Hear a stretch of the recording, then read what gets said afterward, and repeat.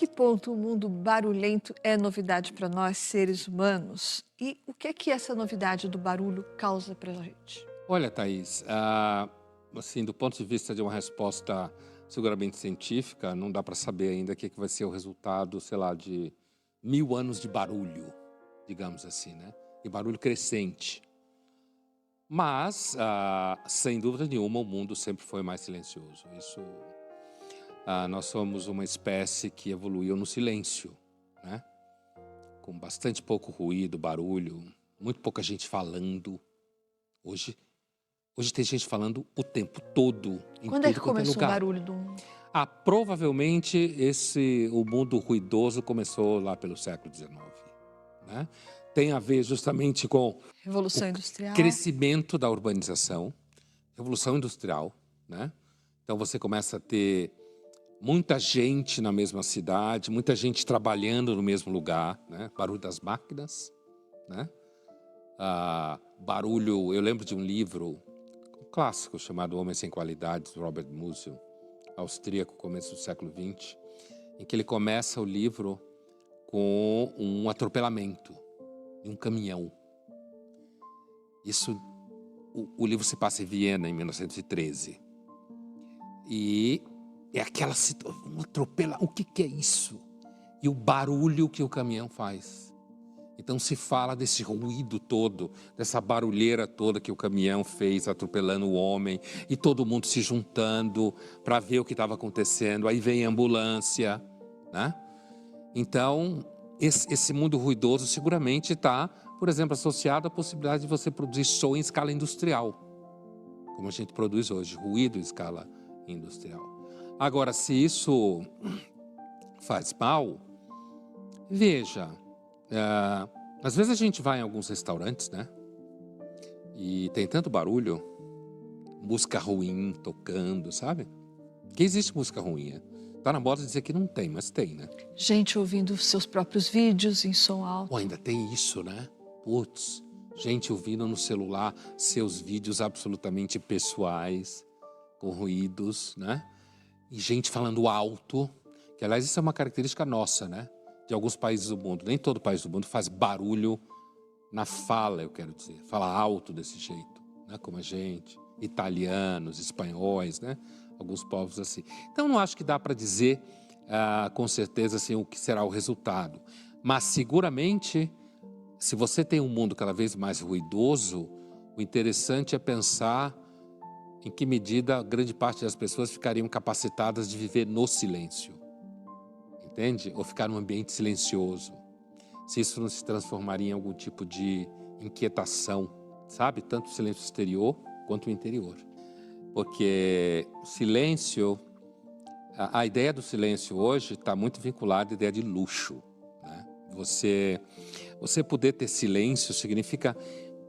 A ideia do silêncio consigo, e pode levar você a entrar em contato consigo, que é um grande fetiche do mundo contemporâneo, porque quem disse que entrar em contato consigo mesmo ajuda e é tão legal assim. É claro que tem toda uma literatura e todo um trabalho de coach em cima do autoconhecimento e blá, blá, blá, mas assim, quem disse que na verdade entrar em contato consigo mesmo é tão legal assim, né?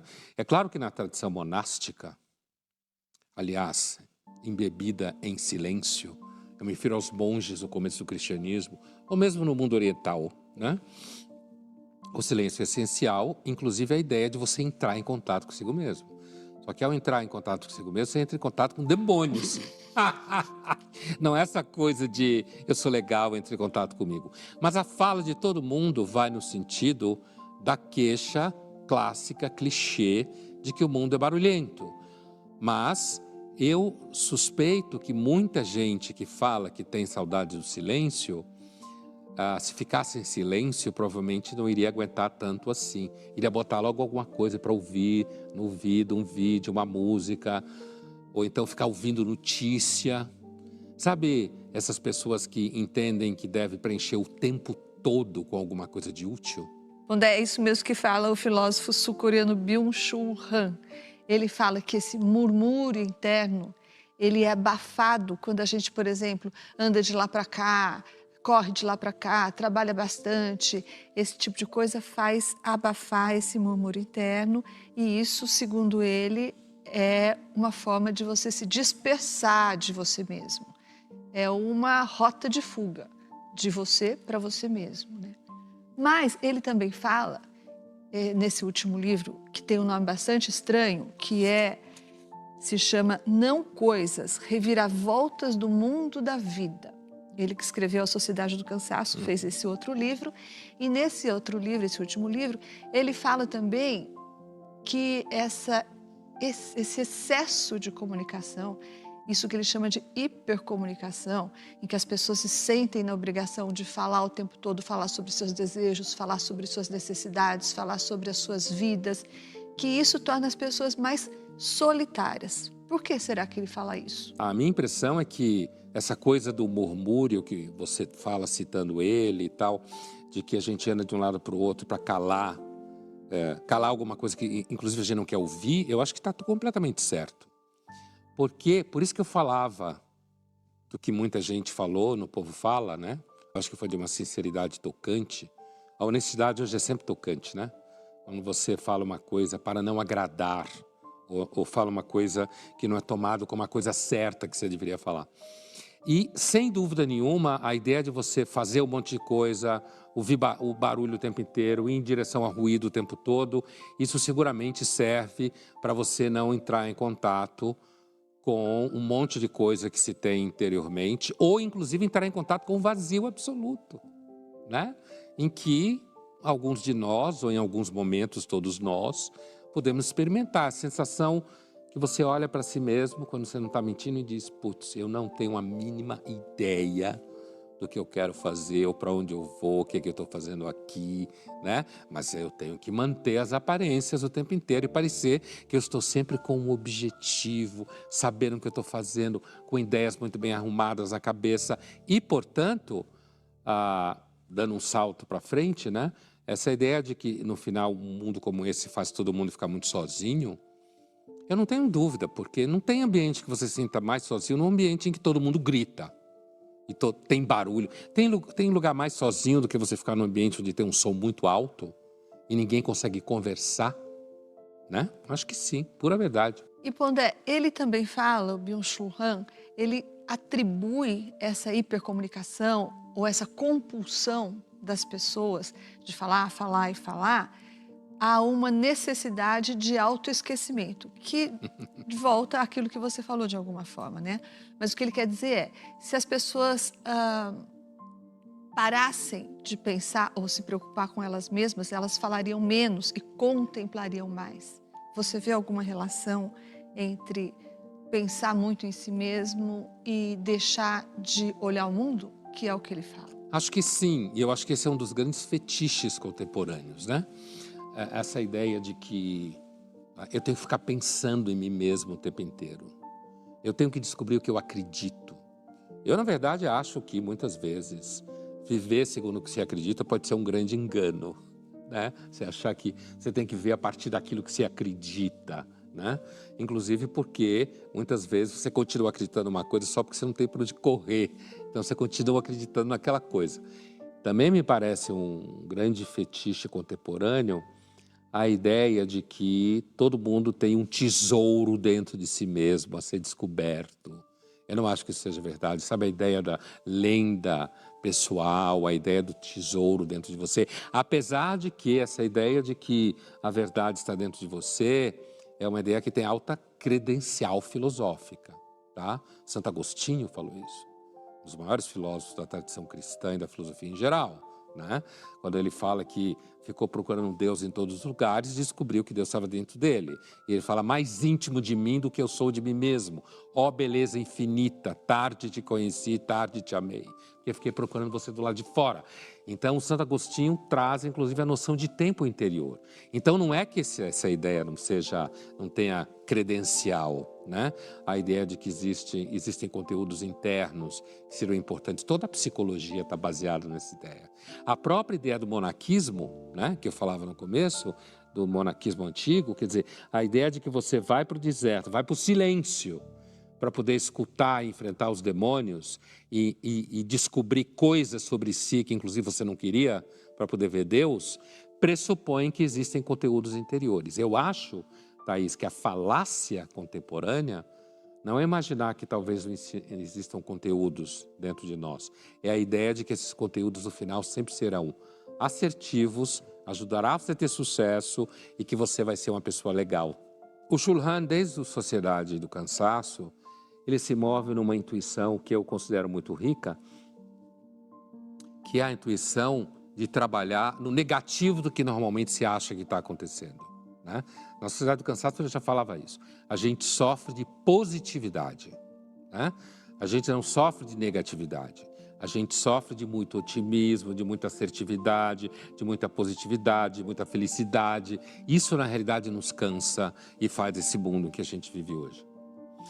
Isso que você está falando do autoesquecimento, a ideia de você esquecer si mesmo é você sair um pouco dessa esfera egóica, em que é muito comum hoje em dia, de que tudo que há de importante eu vou descobrir em mim mesmo. Às vezes, se você tiver a sorte de em algum momento esquecer que você existe, talvez você descubra coisas muito mais importantes do que quando você ficava procurando dentro de si mesmo. O enunciado, procure a verdade dentro de si mesmo, pode ser extremamente falso, certo? Porque pressupõe que há necessariamente uma relação entre eu e a verdade. Veja que quando Santo Agostinho está pensando nisso, essa verdade ele está falando de Deus, hein? Não sou eu. Eu encontrei o meu ego e fiquei beijando ele. Eu, meu ego, eu, né? Não. Então, o autoesquecimento pode levar você, imagino, a uma posição que pode ser, na verdade, bastante original no mundo que a gente vive, né? Você não ficar o tempo inteiro querendo se conhecer, querendo, sabe, construir, como eu dizia há pouco, crenças muito sólidas, ter muita certeza das coisas. Pelo amor de Deus, ter certeza da coisa é coisa de gente que viveu pouco, vai. Ter tanta certeza, assim, de como você deve viver, do que você tem que fazer. Imagina quando você tem que ensinar isso para os mais jovens. Ainda bem que existem os clássicos, aí você fala deles. Que nem manda as perguntas do Enem antes, sabe? Não, mas bom, ele deu uma resposta, como ele mesmo disse, foi pesquisar, né? Ele deu uma resposta etimológica, né? Assim, uma resposta que tem a ver com o significado da palavra, o que era, da onde veio a palavra filosofia. Filos é amor. Então, filia é amizade, amor como amizade. E Sofia é uma expressão, além de ser um nome, é uma expressão, de fato, grega, que a gente pode traduzir como sabedoria.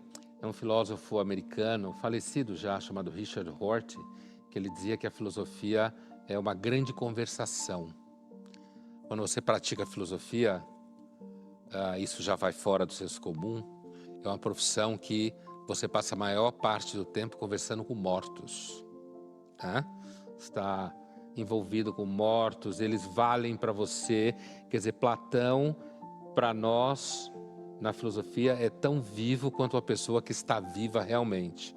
Está sempre em contato com o texto, lendo, pensando, relacionando a outra coisa e tal. Mas as pessoas acho que capturaram, do ponto de vista do senso comum, sentido da vida. O primeiro entrevistado falou que a filosofia ajudava a preencher lacunas de conhecimento. Mas faltou uma resposta aí, aquela que você gosta do Ortega y Gasset. Né? Fala aí.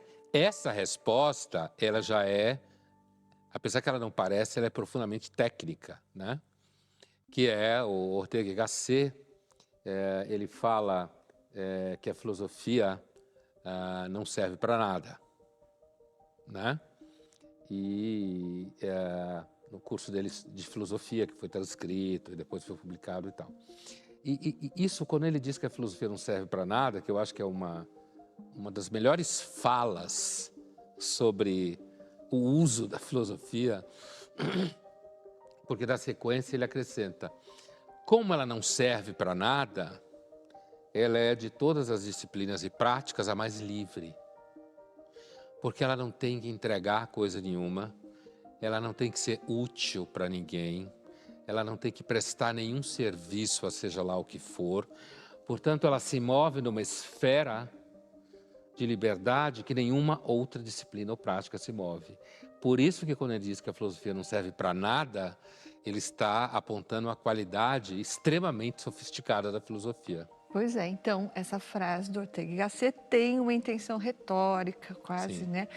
E para desdizê-la, a gente pode lembrar que você mencionou o senso comum e pode lembrar que a filosofia serve, sim, por exemplo, para questionar o senso comum e mostrar coisas que o senso comum acha óbvias e que, na verdade, não são tão óbvias e nem necessariamente verdadeiras, não é? Agora, isso que você falou, a filosofia, na verdade, serve para um monte de coisa, né?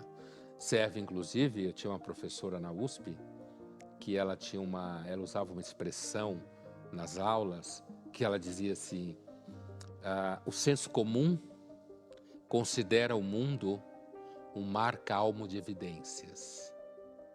Tudo é muito evidente. O que é natureza é óbvio, né? Alguém fala alimento natural. O que quer dizer um alimento exatamente natural, né? Remédio natural, né? Ou quando alguém usa, eu lembrei aqui da palavra natureza porque é um dos conceitos mais complicados que existe. Porque, por exemplo, hoje se usa a expressão natural muito como você adjetivar alguma coisa como sendo boa, né? E, no entanto, se você for ao conceito de natural, o câncer é tão natural quanto bebês, né? E sabe, Thaís, um dos ensaios de filosofia que eu li, que é bem esse exemplo do que você deu aí, do questionamento do senso comum, de um filósofo espanhol chamado José Ferrater Mora, em que é um ensaio que é a ontologia da muerte, a ontologia da morte, onde ele analisa filosoficamente o que seria a morte, né?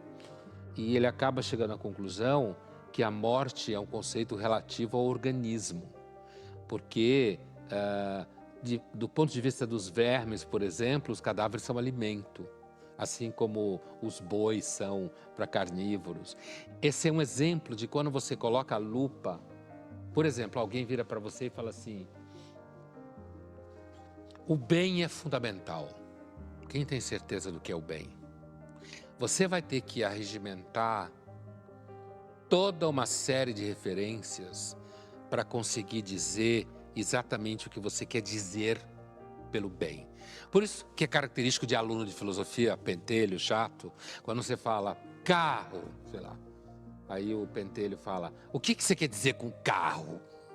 Aí é o caso de ser pentelho, porque ninguém pergunta o que é um carro, né? Em filosofia. Porque faz parte do senso comum entender que o carro é uma coisa óbvia, um conceito óbvio. Tipo, o carro é um veículo que se locomove, que tem uma mecânica e tal. Mas o que eu quis dizer é que a aluno de filosofia que está no começo do curso descobre a dúvida como método, ou hiperbólica, como falava o Descartes. Ele descobre que quando você pergunta o que você quer dizer por X, você facilmente desmonta a pessoa que está falando com você. Então, talvez a pergunta para a filosofia seja tão importante quanto a resposta, ou mais importante? Thaís, eu diria que o mais importante, sem dúvida nenhuma, porque tanto é que tem filósofos que, eu escutei isso em sala de aula também na graduação, que o mais importante que a filosofia ensina é você aprender a fazer as perguntas que importam.